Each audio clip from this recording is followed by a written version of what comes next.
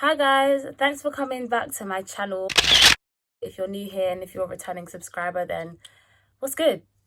What is actually good? What's good? How are we doing, everybody?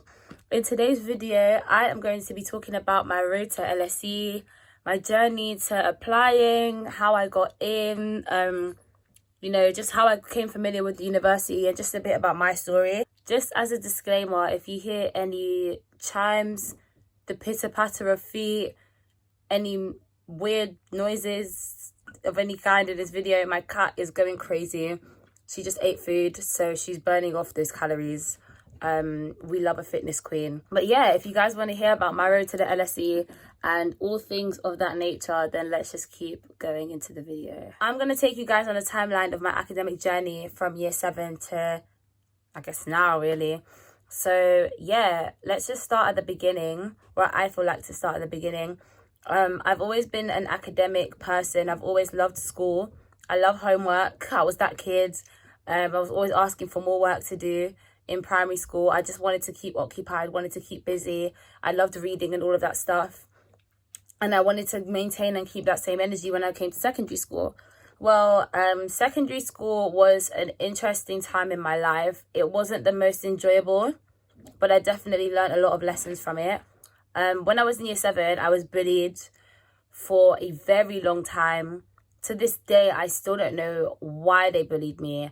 And that experience, I will do a separate video on that. I don't want to go into details, but that experience really crushed me as an academic. You know, as a child, I was always the one that would be putting that hand up all the time in class and always trying to ask the teachers for more work and do this and do that. But when I got bullied, I became insecure in my academics. I didn't want to study anymore. I stopped putting my hand up. I stopped giving people good eye contact. It really affected me, and to this day, I'm still working on those things. I'm not always the best with eye contact. And I developed a lot of mental health issues. That's really when my panic attacks started going from 0 to 100 real quick. And yeah, it just wasn't really a pleasant time. But in my secondary school, at the end of every single year, they do like end of year award shows. So the children that have worked the hardest or have put in the most effort or achieved the highest, they get called to an assembly to celebrate them. And in year 7, I was one of the top achievers in science in my year. And it really just shifted things for me. Because I thought, like, if people can bully me and destroy my social confidence, exacerbate my mental health issues and plant some horrible seeds inside of me, but I still came out at the end and I bossed it, then I'm ready for this life. Like, I'm ready. I can do this. I can really do this. And so that really shifted something inside of me and put something into gear. And so when I entered year 8, I got taken out of that form class where the lead bully was, and I got put into a different form class, the higher set. And it really just helped me find my feet. I made some better friends. Although I didn't necessarily feel like I fitted in school, I always kind of felt like an outcast. I always felt like, the one that wanted to learn and stuff. And it was more cool to, date boys and do this and do that and go out to parties and listen to this music. And I didn't fit in. And especially kind of, this is separate, but like going to a school where it was predominantly black, I just didn't feel like I fitted in with people that looked like me. Like the people that looked like me didn't make me feel like I fitted in. I kind of felt a bit like an outsider, and I just didn't really get it. And the people that I wanted to be friends with, they didn't understand me. And so I just kind of dealt with a lot of identity issues throughout secondary school. Like, who am I? I was so lost. Fast forward, this is where it gets interesting. My form class, because obviously I just said I got moved to higher set, we were taken to a higher education talk at the LSE. And bearing in mind, I'm only in year 8, so I'm like 12, 13 years old. And I don't know anything about GCSEs, let alone A-levels, let alone university. And they took us to the LSE.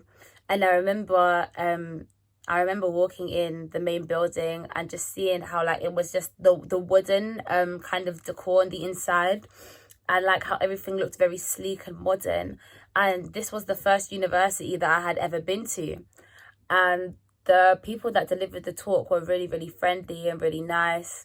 And they were just basically encouraging us to start getting into the mindset of your future, and just have those seeds, have those ideas in the back of your mind that you want to progress to higher education. I remember just walking out and I was like, I love this place. And the only thing I remember the most is just seeing a lot of Asian people. I just remember seeing a lot of Asian people. And I saw quite a few Black people as well, but yeah, it was just a different environment. And I was like, I'm going to apply here. Like, it's so pretty. These times I didn't know what degree I wanted to do, whether I was going to do science or humanities, but I said that I was going to apply to the LSE and I left it there. So yeah, that had happened and I didn't really think too much about it, but I always knew that when it came to applying to university, I was going to apply to the LSE. So yeah, year 10 and year 11 came around and I started developing worse mental health issues. My anxiety was getting worse.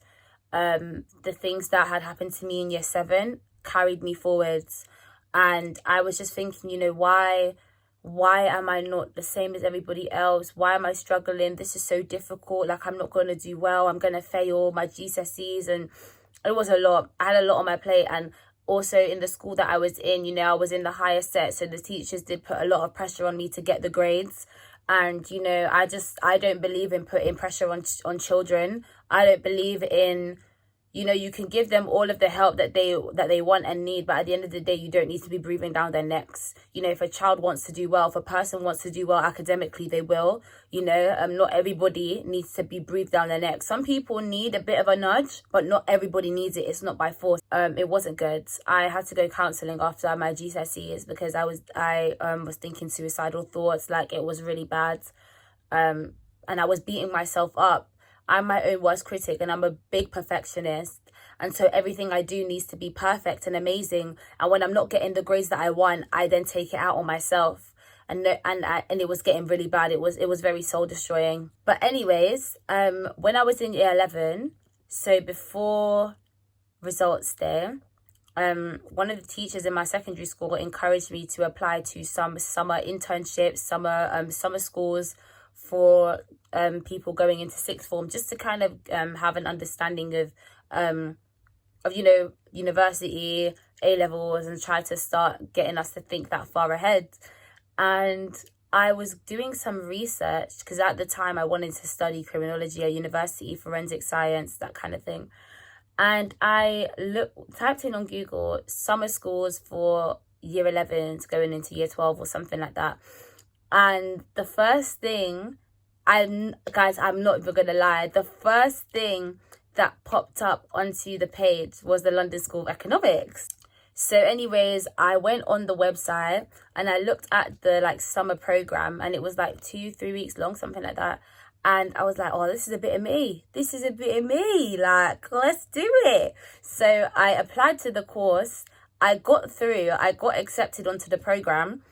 And for some reason, I declined my place. And my teacher was telling me, he said that, the LSE is a very, very sought after university. So a lot of people will probably be applying to this course. And I don't know, there was something inside of me that was like, I don't want to do this right now. So I declined my place and the place went to somebody else. And I had a really relaxed year 11 summer. I didn't do no NCS. I didn't do nothing. I just relaxed. I had fun with my friends. I did my counselling for my mental health. And then GCSE results came out. And I opened my results sheet and I was just in a state of shock. I was just so proud of myself. And I made the decision to leave my secondary school and I didn't go to the sixth form. I was going to a school that could give me way more than I needed, give me the independence, the not breathing down my back, not putting too much pressure on me that I was irking for. And I realized that if I stayed in that environment where it was attached with so many bad memories, so much social anxiety, so much not fitting in and not thinking that anybody likes me, and not really, just a bad headspace, the memories of the bullying going down the corridors, I had to consume and deal with that for 5 years, and I just didn't want to deal with that for another 2, especially when I was going to be doing my A-levels, the most important academic credentials of my academic career so far. So it was with an easy heart, so I was going to say heavy heart, but it was an easy heart that I left my secondary school. I have never made a better decision in my life.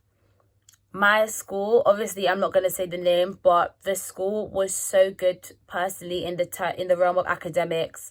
I was pushed, I was challenged, I was made to think, and I was really challenged in my A-levels, doing things that I had never done before. Yeah, and just feeling really out of my comfort zone, but enjoying it at the same time. I was just so in my element, and I thank God every day. And I was in an environment where people wanted to learn, and you weren't the nerds for opening books. You weren't different. You know, I felt like my friends really embraced who I was. I didn't feel like I had to question myself. People accepted me as I was and encouraged me to be a better version of myself. And I needed that. I needed that so much, especially during A-levels when the academic pressure is definitely on because it's very intense. You have less than 2 years to cram in so much content. Oh yeah, so when I started my college, I had picked A-levels in history, English literature, and sociology. Sociology being the subject that I had not done before. So that was a new subject for me.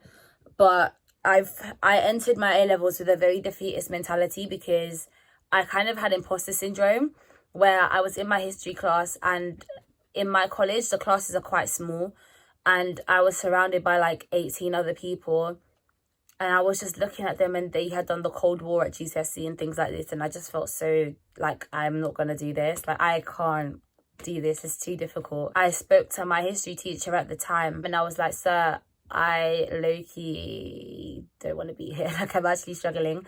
And he gave me all the support, and he told me that I had the right attitude, but this is A-level and it's not easy. It's not going to be easy. It is difficult. It's supposed to be difficult, but it's not unachievable. And when he said that to me, I just realized that, okay, this is what it is. Like, we're here. We made it here.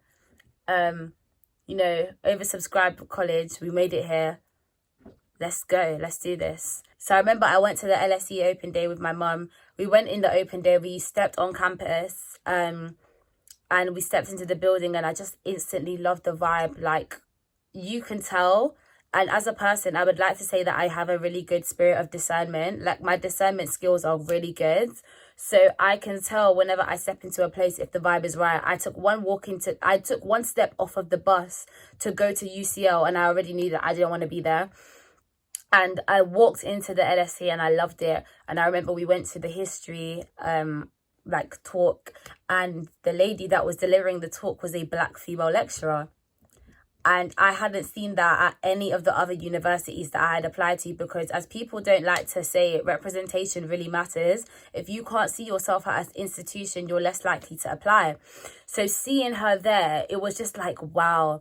And then as she delivered the talk, and she talked about how her area of study is Caribbean history, which is the type of history that I was into, or I am into, I was looking at my mum, and my mum was looking at me, and I looked at my mum, and she looked at me, and we both went, this is it. Like, this is the place. This is actually the place. Until we went to the general, admissions talk, and all of the sweet things I had heard turned into sweet nothings at that moment, because the woman that delivered the talk in that hall really, really crushed my spirit.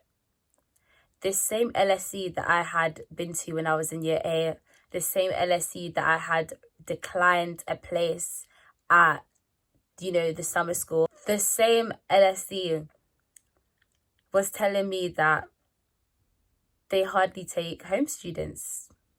Majority of their student body is international. I live in London.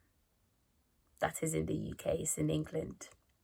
So hearing those words did not, make me feel the most encouraged that I have ever felt in my life. Anyway, she kept talking. She said that, this is the first year that LSE have stopped doing interviews for places now. So we only look at your personal statement, your grades, and your teacher reference. And it's the most oversubscribed university in our country. And I was looking at my mum, and she was looking at me, and I was looking at my mum, and my mum was looking at the lady delivering the talk, and the lady was looking back at the crowd, but I felt like she was looking at me. And I was like, the most oversubscribed to university in the country with 80% international students, and there's no chance of them interviewing. So how are you supposed to pick me if everybody and their mom applying has the same grades as me? How am I supposed to have a chance? And I just felt like the walls were like coming in on me, and I was going into like my shell, and I was reclining, and I was like, what is this? What? And then when she said some statistics, she was like, our most subscribed degree is economics, and there's a 6% success rate of application. I looked at my mom, and my mom looked at me, and my eyes were filled with tears. Like, if that's economics, I can only imagine what history is. I was just like, no, there's no way. There's absolutely no way. But anyways, we went around the university, and we went into the Lse Library, and like I was actually drooling at the mouth of how beautiful the library was, the vibe. And we went and we checked out the student union and all of the student support available. And I was just like, wow, there is so much to offer at this university, and it's in London, and I can stay at home. And I was looking at all the positives, but I was thinking, bro, there's no way. And I remember I went home and I went on Unifrog. It's a format that you can do all of these universities. You can research them, find out the percentage of that you can get in. And I looked at my course, and I saw that the application success rate for my course was 11%. Bearing in mind, out of those 11%, how many people are international versus home students?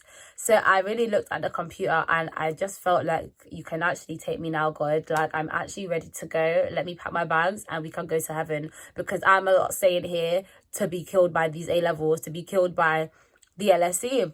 I just felt so confused, because you're telling me to apply to the LSE after I had declined my place for the criminology course, and I was 2 days late to apply to LSE Choice. And I remember when I found out about LSE Choice, I came home and I cried. I cried to my mum. I was like, that's it.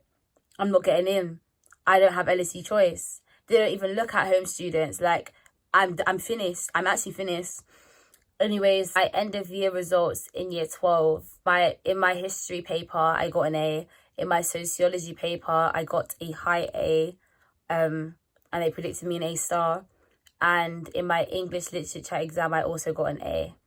No, I got a B, but they predicted me an A. And when I received my predictions, I almost cried. I screamed when I got home. I screamed. I couldn't believe it. I had the grades to apply to any university that I wanted. And I was just so in shock, like, after everything I had been through, after the bullies trying to bring me down, after losing my 17-year-old cousin to knife crime in year 8, after all these things that happened to me, I made it. Like, I made it. And I was just like, whoa, let's go. Let's go. Like, let's actually go. So I did my personal statement over the summer. I had 30 drafts of my personal statement, guys, before it was complete. I was so proud of it. And I was also applying to Oxford as well, so it had to be a certain level, do you understand? Like, it had to be there. And I remember when I showed my principal of my college, he said that it was one of the best personal statements that he had seen that year. And he said that the opening line was so good and all of these things. And I just felt in that moment like an era of confidence. Like, I have what it takes to apply to I got the GCSEs. I have the personal statement, do you understand? I am interested in my subject. I have the drive and the passion, and I have my God on my side. I have what it takes to apply. So anyways, when I did my UCAS, I applied to my 5 universities. I applied to Leeds, Royal Holloway, Birmingham, Oxford, and the LSE. And I got 4 out of my 5 offers. Oxford rejected me after interviews in January. And if you guys want to watch that video, you can click up here or here. I'll put a little icon so you can go and watch it. And when I got rejected from Oxford, it hit me hard, because I had told myself from the minute I clicked submit on UCAS, right, that's it, LSE's rejected me, so let's focus on the other 4. So that entire time from September, October, November, December, January, I was so focused on Oxford because I knew LSE wasn't going to come through. Like, I had told myself it wasn't going to come through, so I believed it. You know, there's death and life in the power of the tongue. I had shut down, I had killed my dream for myself. And I just knew it wasn't going to happen because they only take 20% of home, and there's only 11% chance for my course. So really and truly, who am I? They don't even do interviews. Like, I'm not getting in. When I got rejected from Oxford, I was so depressed because I was like, I'm not going to university this year because I didn't want to go to my other 3 unis. And so it was either between Oxford or Oxford because LSE was going to reject me. So I was like so sad. I didn't know what to do. And you know, like, I'm not trying to hate, but when you get rejected from the uni that you wanted to go to and all your other friends get in, like, as much as they were trying to speak life into me and stuff, they couldn't understand the place of hurt that I was coming from because they weren't in the same situation that I was going through. And, you know, my friends did, like, shout out to my friends. I really had good friends, man. I really have good friends. They really tried to console me, but it wasn't working because they weren't in the same situation as me. So they couldn't understand my pain. But one of my friends, shout out to Candace, because she honestly did something inside of me. She spoke words of life and affirmation over me. But I remember we went into the quiet room in our college, and I had been walking out of my lessons. I didn't come in one day. I was just really depressed. And she prayed with me. And she was just praying from a place of power. And, you know, normally as Christians, like, a lot of people will close their eyes when they pray. But there was a point, Candace, sorry to put you on blast, but there was a point where she was praying and I opened my eyes because I had lost hope in that situation. You understand? Like, I was not seeing God working. Like, people say God has a plan, but I was like, God, what happened to my plan? What happened to our plan? The plan that I thought you had for me?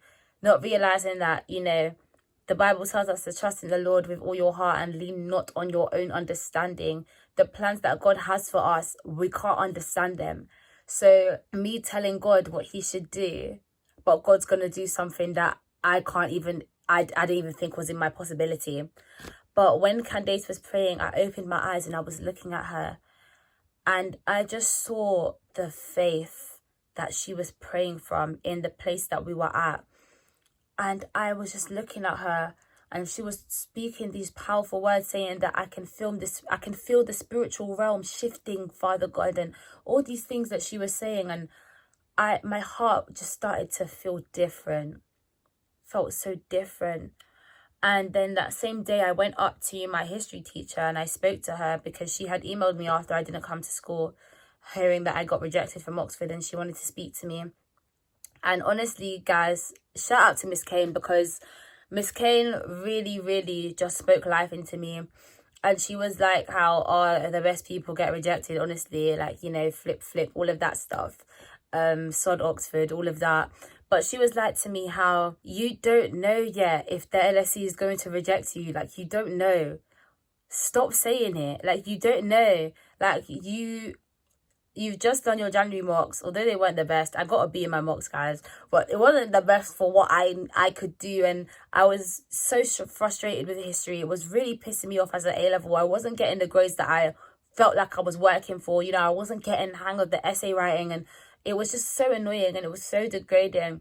But she was like to me, you have 5 months left, lol, before COVID-19 came, but you have 5 months left to turn it around. And you shouldn't have to dwell in this place forever. And when she said those words, it really spoke to me. And I came home and I said, you know what? I'm going to allow myself to feel how I'm feeling, but we move. And when results come, I can go through adjustment and I can get into a better uni. So that happened on the Tuesday.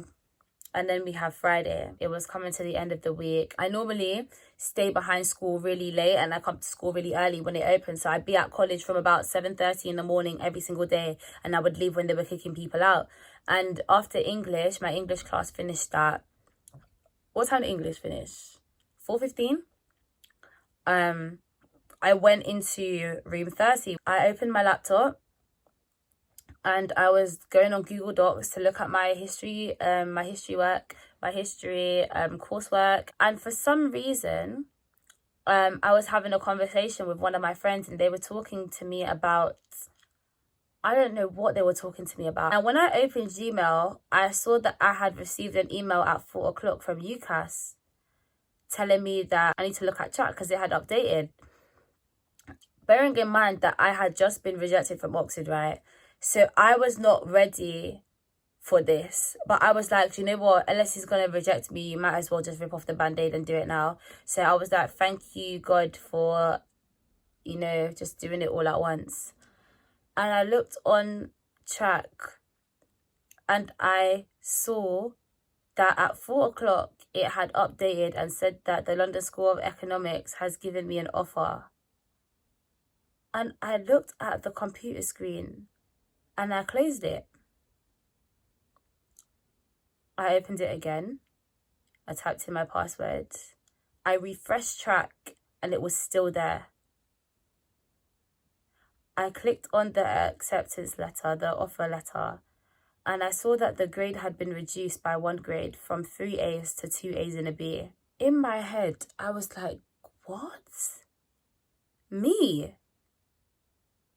Really? I called my mum. My mum was in shock. She didn't believe, she thought I was lying.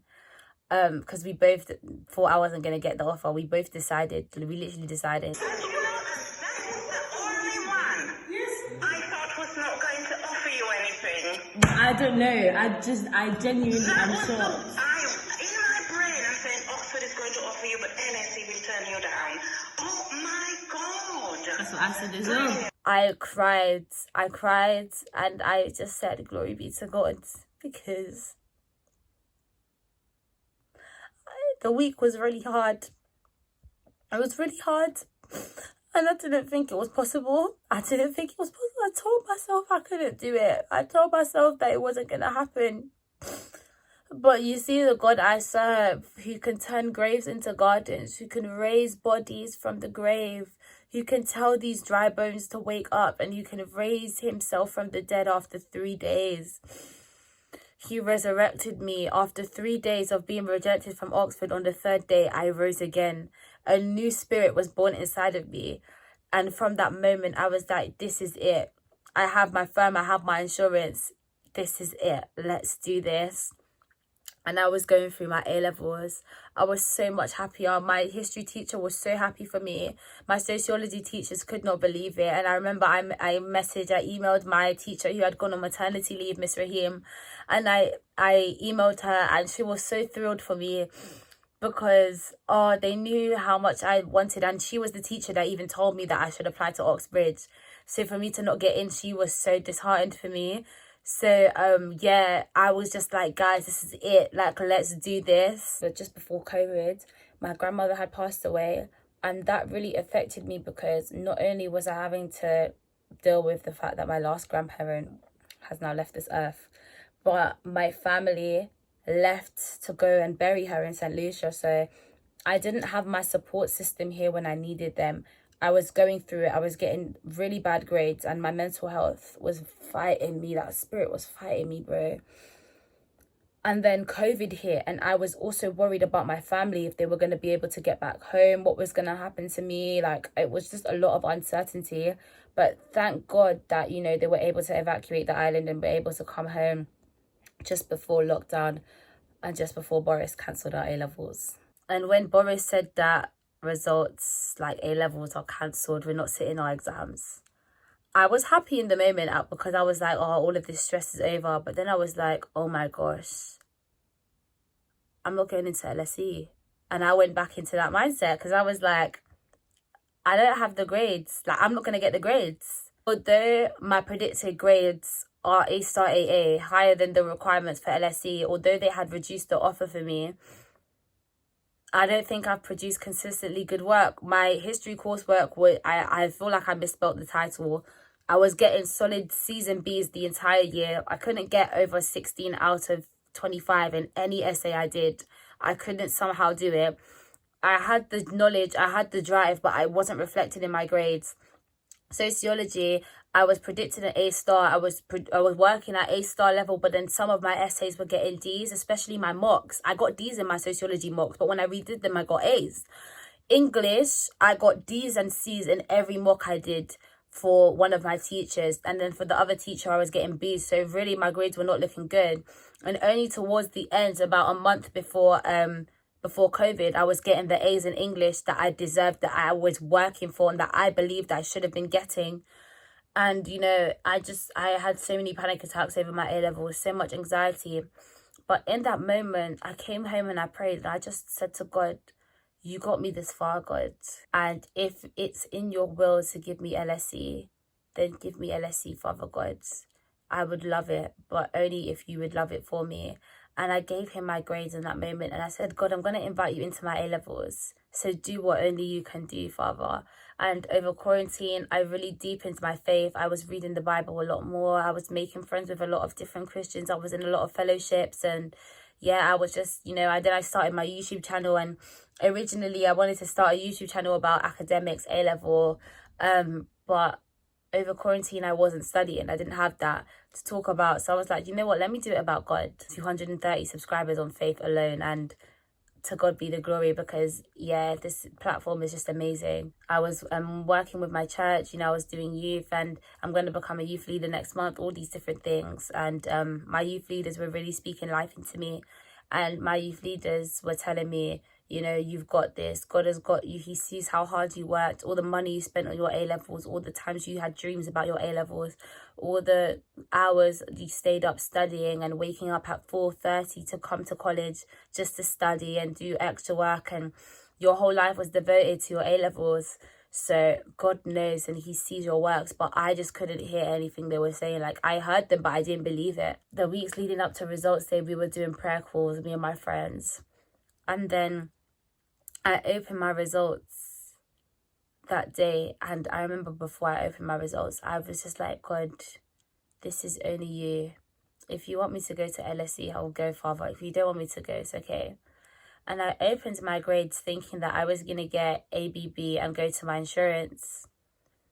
And I saw A star AA. My head was doing you, spin me right round, because I was like, what is going on? What does this mean? And then I opened track after track had crashed and was not trying to refresh for nobody. And I saw that I had gotten my firm. I had gotten into the LSE. And in that moment, I was literally like, my whole life flashed before my eyes. And I just saw myself being bullied, thinking that I was not going to go. I wasn't going to amount to anything, you know. Like, I am nobody. I'm nothing. I'm not smart. I'm not intelligent. I'm not beautiful. I'm ugly. And I'm dumb. Like, that is what I was thinking in year 7. Those were the thoughts that were coming through my mouth and surrounding my thoughts. And then we came to, you know, missing LSE choice, thinking that I wasn't going to get in. And then we came to the Oxford rejection and thinking that LSE was going to reject me too. And I was just like, God, it was only you. God did this to me, and I am so happy. I trusted him. I trusted him with my A-levels. I trusted him with everything I had, and it paid off. And I'm a firm believer that God will never leave his children. He will never abandon his children. And if you put your trust and faith in the Lord, you reap what you sow. And God has got you.